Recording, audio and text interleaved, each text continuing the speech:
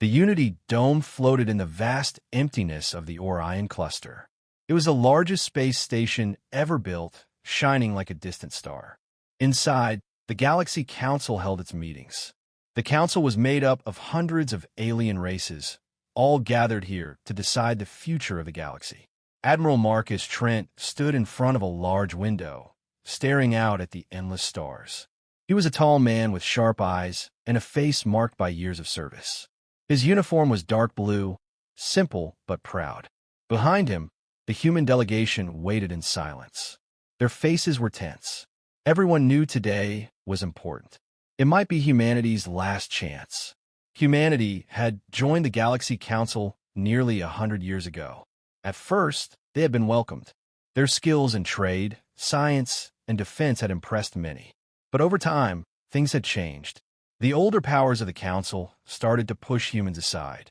Proposals were blocked. Promises were broken. Humanity was treated like an outsider, not an equal. Marcus turned to his team. He nodded once, silently telling them it was time. Together, they walked toward the Grand Assembly Hall. The hall was massive. High walls curved around them like the inside of a giant shell. Hundreds of council members sat in rows. They came in all shapes and sizes, tall and thin, short and wide. Some with scales, others with fur or feathers.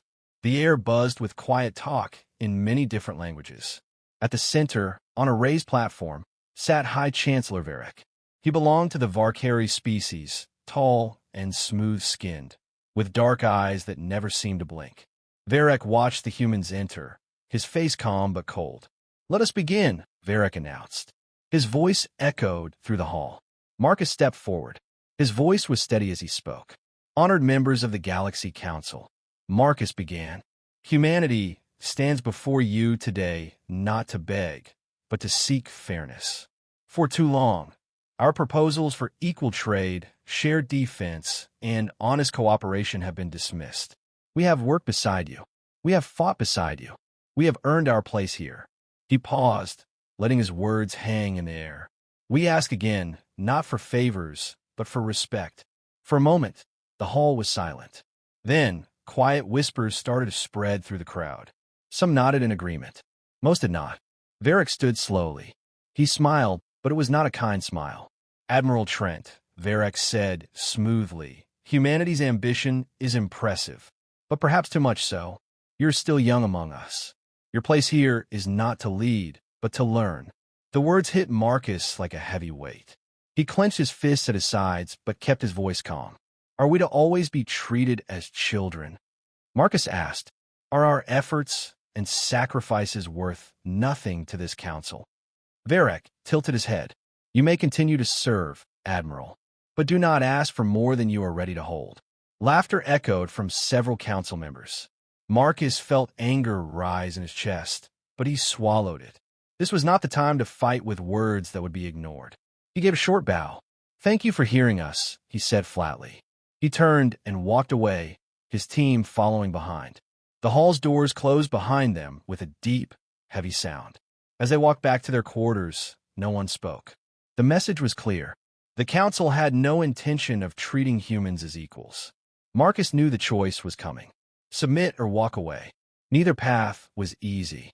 He looked at his team, their faces full of worry and anger. He knew they looked to him for the next step. He just didn't know yet what that step would be.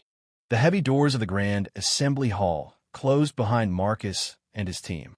Their footsteps echoed in the long, quiet hallway. No one spoke. There was nothing to say.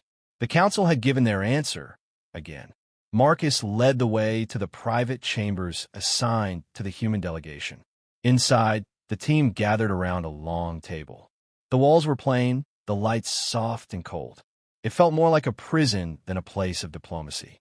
Marcus sat at the head of the table. His second-in-command, Commander Ellis, leaned forward, looking frustrated. "That's it, isn't it?" Ellis asked. They made up their minds. "They'll never treat us as equals." Dr. Lena Brooks, the chief science officer, shook her head. "We've worked for years to build trust. We can't just throw that away." Ellis turned to her, his voice sharp. "Trust? Did you hear them laugh at us? Did you see how Varric humiliated us again? They have no respect for us." The room fell silent. Everyone looked to Marcus. They knew the choice was his to make. Marcus rubbed his hands together slowly. His face showed no anger, no fear, only deep thought. "We don't decide anything yet," Marcus said. His voice was calm but firm. "We meet with the council again tomorrow. We will make one final effort." The team exchanged uncertain looks. No one wanted to believe it, but they all knew what the answer would likely be. Later that night, Marcus stood alone in his quarters. The stars outside the window seemed cold and far away. He thought about Earth, about the billions of people waiting for him to protect their future. He thought about the soldiers who had died fighting beside the council's fleets. He thought about the farmers on distant colonies who had trusted the council to keep the peace. His door chimed. "Come in," Marcus said. The door slid open. High Chancellor Varric stood there, tall and smiling. Marcus stood straight. "Chancellor," he said coldly. Varric stepped inside, without asking for permission. He moved like he owned the room. His dark eyes watched Marcus carefully. "I thought we might speak privately," Varric said. Marcus crossed his arms. "We have nothing more to discuss." Varric's smile grew wider. "Oh, I think we do. You see, Admiral, I respect your passion, but you must understand your place. Humanity is not ready to lead. Not yet. Perhaps not ever." Marcus felt his jaw tighten. "You fear us." Varric laughed softly. "Fear? No. I see you clearly. I see your hunger for power. You humans move quickly. Too quickly. The council moves with patience. You do not belong at the top." Marcus stepped closer. "We do not ask to be at the top. We ask to be heard, to be treated as equals." Varric's smile vanished. His voice dropped lower. "Then let me make this simple. If you push any further, you will find yourself alone. The council will close every door. Trade, defense, peace. You will have nothing. Do you understand?" Marcus stared into Varric's dark eyes. He saw the truth there. The council had already decided. There was no place for humanity here. Varric turned to leave, but paused at the door. "I suggest you tell your people to accept their place. It would be unfortunate if they forced us to show them their limits." The door closed behind him.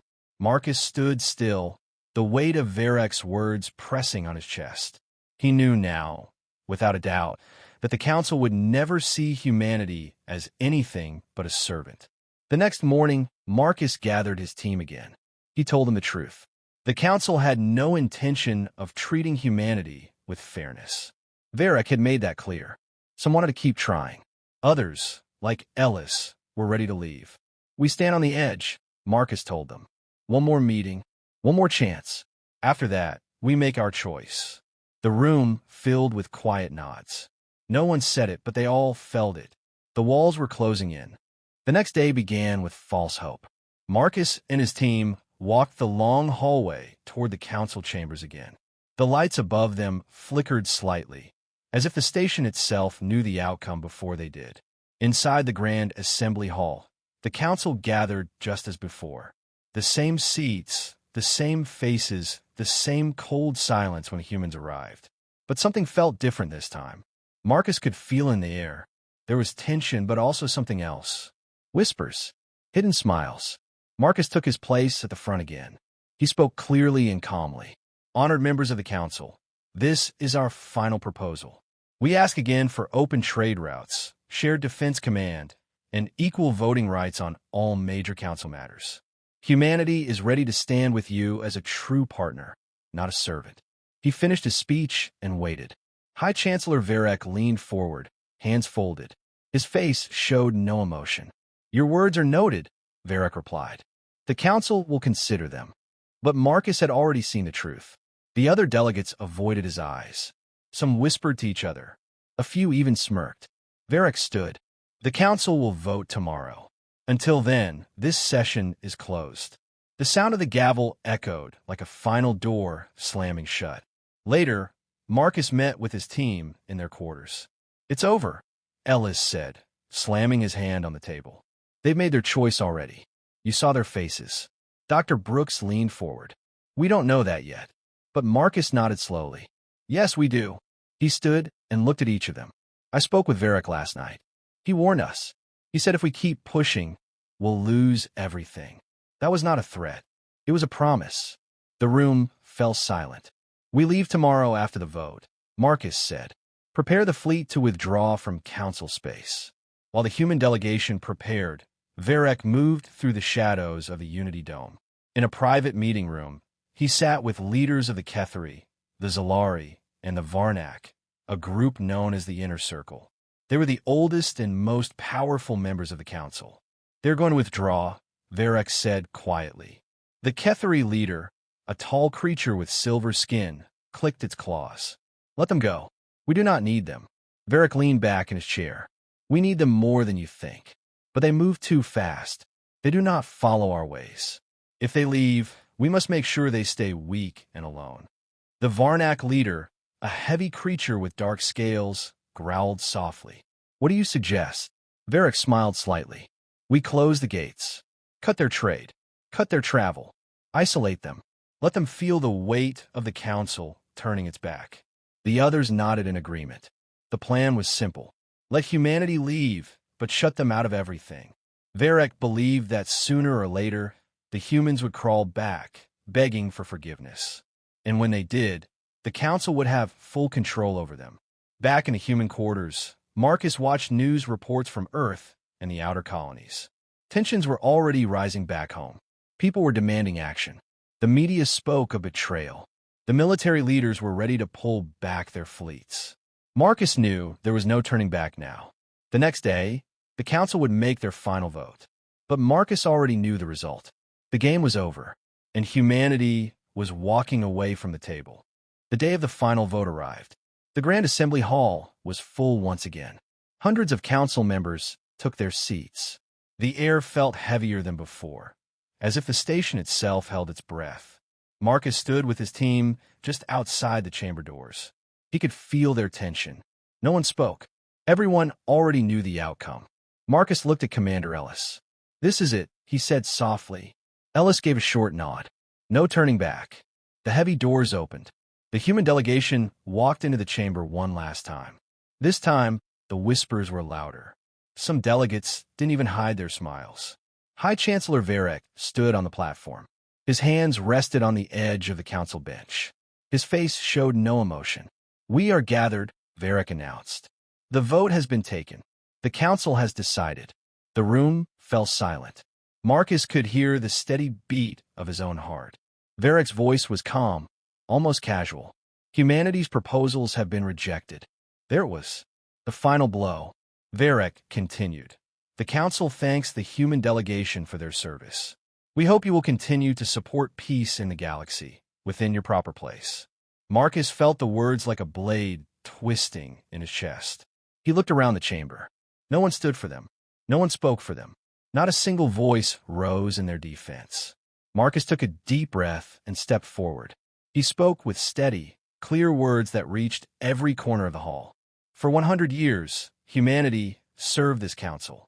We fought your wars. We protected your borders. We shared our knowledge. We honored every promise." He paused, letting the silence build. "But today you show us the truth. We are not partners. We are tools to be used and then ignored." He turned his eyes toward Varek.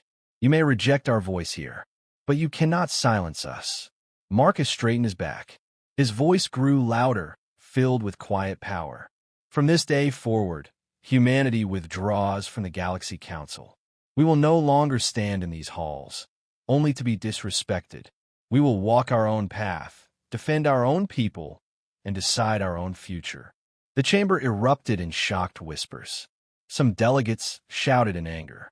Others watched in stunned silence. Varek raised a hand to quiet the room. "You would turn your back on peace?" he asked sharply. Marcus stared him down. "We are turning our back on chains." With those final words, Marcus turned away. His team followed without hesitation. They walked down the long aisle toward the doors. Each step felt heavier than the last. The weight of their choice pressed on their shoulders, but none of them stopped.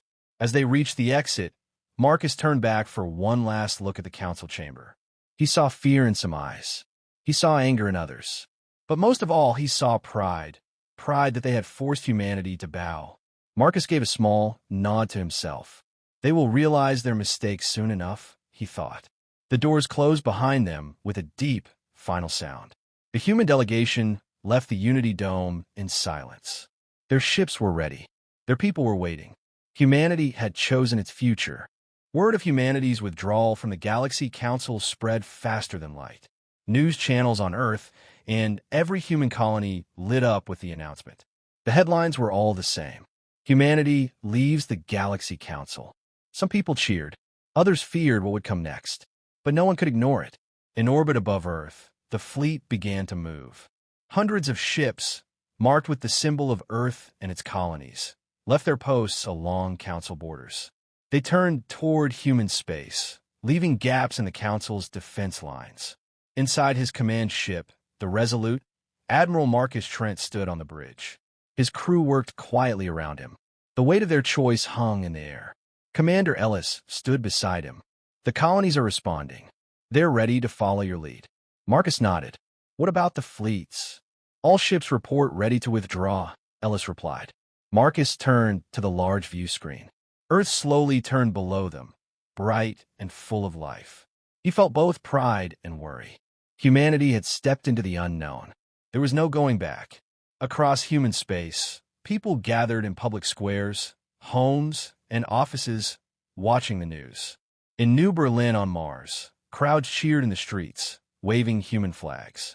In the deep space colony of Horizon Reach, miners raised their fists in support. In the military outposts along the edge of known space, soldiers stood proud, ready to defend their own worlds without Council support. But not everyone celebrated. Some leaders feared war. Some business owners worried about trade collapsing. Many asked the same question, what happens next? Back on the Resolute, Marcus called for a transmission to all human worlds. He stood before the camera, took a breath, and began to speak. People of Earth and the colonies, he said. Today, we step away from a council that refused to treat us with respect.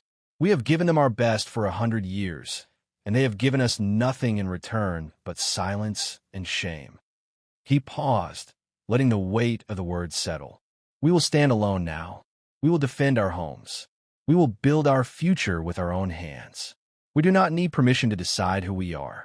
Across every human colony, the message was received. People stood together.